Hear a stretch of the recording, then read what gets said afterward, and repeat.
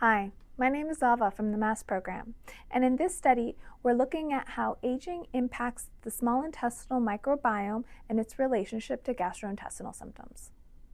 We know that small intestinal bacterial overgrowth, or SIBO, becomes more common as people get older. But what we're still unclear about is why. Whether it's driven by an increase in total bacterial load or shifts in microbial composition, or even both. So our aim in this study is to determine if there's a relationship between aging, absolute small bowel microbial loads, microbial community structure, and gastrointestinal symptom severity. To address this, we analyzed duodenal aspirate samples from subjects in the Reimagine study. These were patients undergoing upper endoscopy without colon prep.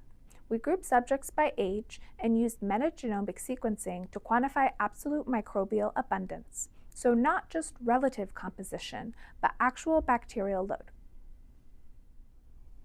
What we found is total bacterial load increases significantly with age, and the prevalence of SIBO rises as well. At the same time, microbial diversity declines in older age groups. When we looked more closely at microbial composition, we found that key gram-negative bacteria, particularly Escherichia coli and Klebsiella species, increase progressively with age in patients with SIBO. These changes were consistent and significant across all age groups. Then we looked at how this relates to symptoms. In subjects over the age of 50, those with SIBO reported significantly greater symptom severity, including diarrhea, bloating, and abdominal pain. Importantly, these symptoms were strongly associated with the abundance of specific bacterial groups, such as Escherichia and Fusobacterium, rather than bacterial load alone. And also, in older subjects without SIBO, increased bacterial load did not correlate with symptom severity. So simply having more bacteria isn't enough to explain symptoms. It really depends on the microbial composition.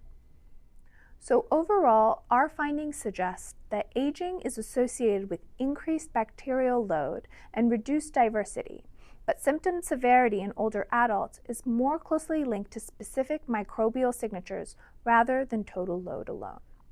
This highlights the importance of using absolute microbial quantification to better understand, diagnose, and potentially treat SIBO, especially in aging populations.